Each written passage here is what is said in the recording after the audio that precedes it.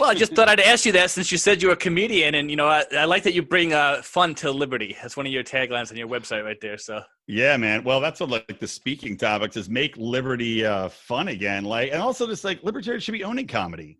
Like, think about every comedy. Like, have you watched The Daily Show? Or did you ever watch The Daily Show back with in the Jon day? Stewart? It was awesome. Yeah, it was amazing, right? I mean, even if you're not a leftist, agree with him. Like, he made great points. He had Ron Paul on. He liked Ron Paul. He was a fair guy, and he was hilarious. Have you watched it any time in the last, during the Trump era? Cringeworthy bullshit. Just like the lamest jokes, like a joke that any house marm could write about Donald Trump is what's now airing on TV. It's disgusting how we're being preached at. And all comedy has kind of evolved into this shit, and we're getting cringy comedy or people terrified of telling a joke because they might get canceled. So libertarians need to own comedy, and see like we're standing for free speech. We want you to be able to say what you and know that if you make a joke, it doesn't define you, right? Mm-hmm. But you need to make that because what's going to challenge power more than humor?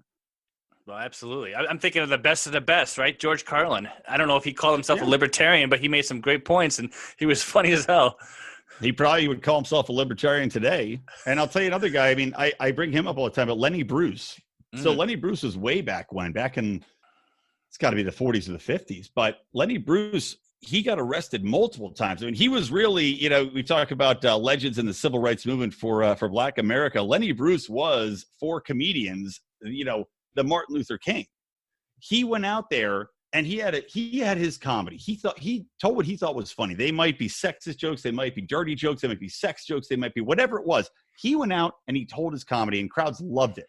But all these local states and all these, they said no, that you're breaking all the laws as far as what can and can be said in public. This is indecent behavior. This is vulgarity in public. He kept on doing it. He kept getting arrested. He kept getting beaten up by cops. He kept on doing it. That's what I'm talking about for comedy, man. And all these fucking, leftist comedians that are kowtowing and adopting leftist rhetoric and talking about, telling you to wear your fucking mask. Pathetic. Like, it's disgusting. And we need more libertarians. And maybe we don't have enough funny people, because I talk about this, like libertarians, I don't know, maybe some of us are rare breeds, but we need more people that are looking at it from a logic perspective, which is what we're good at, right? And then twisty. This is why Pete does a good job with the memes. Like we need more people that are going to look at it and say, what comedy's supposed to be is you look at the truth of the matter, and then you find the funny in it. Like when you start to reverse engineer it and try to preach a fucking point, it doesn't work, which is why I don't do a lot of libertarian comedy. Even when I was doing stand-up more often, it doesn't work because people know you're being preached to. But if you find the truth of it, and then make that funny, because the truth is fucking funny, man. Especially now. God, look at what we're living in. The truth is hilarious in this goddamn 1984 authoritarian COVID world. But you see all these other comedians not doing it. We need more libertarians to take that step. Just like with podcasting, man. Take that step. Maybe you're funnier than you know. Take a risk. Tell a fucking joke. Don't let other people do it. Don't rely on me and Dave. And I mean, we know Tom Woods isn't going to do it.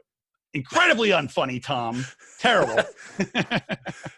Yeah, well, you still need to have intellectual people. And, I'm not a comedian by any chance, but I do have a sense of humor. So I play a comedian on TV. Yeah. Well, I mean, maybe that's part of the problem, too, is like a lot of libertarians, we get that rap for not caring about the poor, right? And I just had this guy, I was talking about grandstanding, and he has a book, Justin Tosi was just on my show. But I called him out because he had this excerpt in the book. It's like, well, libertarians, getting together to talk about how they don't care about the poor. And I was like, first off, that's bullshit. But intellectually, I think you get that rap because we look at things and it can come across as a little bit uncaring, but it's not because we don't care. It's because we're looking at the results, the incentives, what's going to actually work, what's not going to work. And it can come across as unfeeling when you say, no, we're not going to fund this because people are just going to abuse it. But at the same time, and when it comes to comedy, yeah, a lot of people that are a little bit more introspective and a little logic-based maybe don't have the zany humor. But at the same time, look at Monty Python, man. They were very intelligent people. Dry humor is still humor. There's got to be some logic libertarians out there that can put out some very goddamn dry humor that's going to make you roll over in your grave now that we're all rolling out our graves after dying of COVID.